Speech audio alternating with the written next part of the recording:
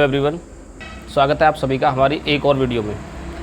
तो आज हम इस वीडियो में समझेंगे यहाँ 10th क्लास की साइंस, जिसका चैप्टर फर्स्ट है, जिसका नाम है अम्ल, क्षारक तथा लवण।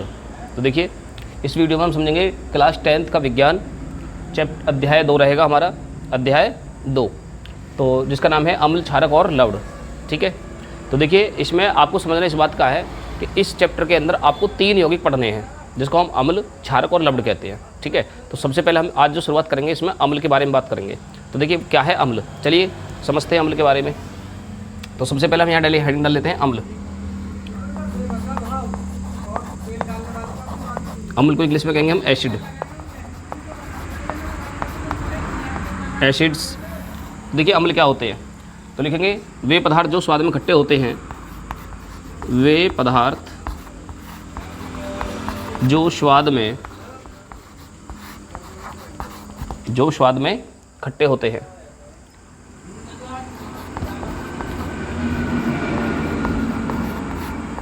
वे पदार्थ जो स्वाद में खट्टे होते हैं,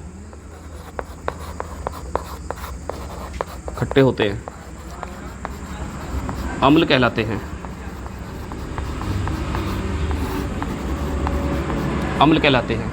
ठीक है, तो वे पदार्थ जो स्वाद में खट्टे होते हैं अम्ल कहलाते हैं। ये लिखोगे, ये नीले लिटमस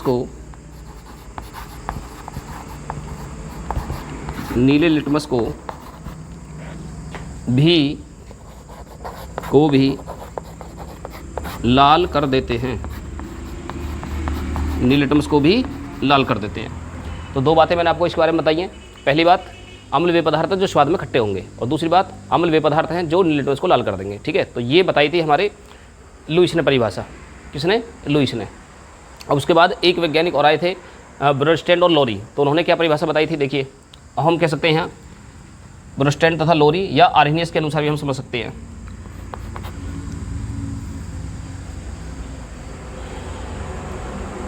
तो देखिए उन्होंने क्या बताया था, तो हम लिखेंगे वे पदार्थ जो जल में आयनित होकर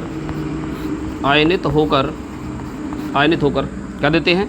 H positive ion. H positive ion का मतलब होता है यहाँ हाइड्रोजन आयन, हाइड्रोजन।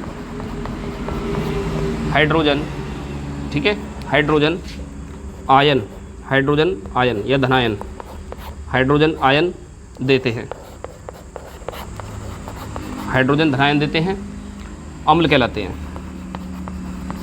अम्ल कहलाते हैं। ठीक है, यहाँ तक बात समझ में आएगी। तो देखिए वे पदार्थ जो जल में आयनित होकर के H पॉजिटिव आयन का मतलब हाइड्रोजन आयन देते हैं। ठीक है, तो क्या कहलाएंगे? हमारे अम्ल कहलाएंगे। तो देखिए उदाहरण समझते हैं। देखिए जैसे फॉर एग्जांपल, जैसे कि HCl हाइड्रोक्लोरिक अम्ल, और हम जब इसको आयनित करेंगे, यहाँ पे आयनित करेंगे तो ये बनाएगा H+ और Cl नेगेटिव। उसके बाद H2SO4, तो यहाँ हम समझते हैं इसको 2H+ और SO4- के 2 ऑक्सीकरण संख्या संतुलित करने के लिए हमने यहाँ 2 लगाया है। ठीक है, उसके बाद हम समझते हैं यहाँ HNO3, जब इसको आयनित करेंगे यहाँ तो क्या बनाएगा? यहाँ H+ और NO3- के ऑक्सीकरण संख्या देगा।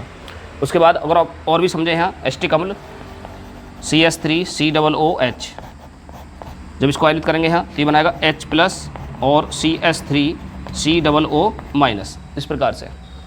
ठीक है, तो ये है अम्ल की परिभाषा। अम्ल क्या है और कौन से वैज्ञानिक के अनुसार क्या परिभाषा है, ये बात समझ में आ गई। अम्ल क्या है, तो देखिए वे पदार्थ जो स्वाद में खट्टे होते हैं और लिटमस को लाल कर देते हैं, अम्ल कहलाते हैं। उसके बाद ये जो परिभाषा दी थी, ये लुईस ने परिभाषा दी थी। उसके बाद ब्रोस्टेंड और लोरी और आर्हेनियस आते हैं वैज्ञानिक। ठीक है, तो वो अपनी परिभाषा इस तरह से देते हैं कि वे पदार्थ जो जल में आयनित होने पर H पॉजिटिव आयन देंगे। मतलब H पॉजिटिव आयन का मतलब है हाइड्रोजन आयन देंगे। ठीक है, हाइड्रोजन आयन देने पर ही वो हमारे अम्ल कहलाते हैं। तो जैसे कि हमने कुछ उदाहरण यहाँ समझे हैं।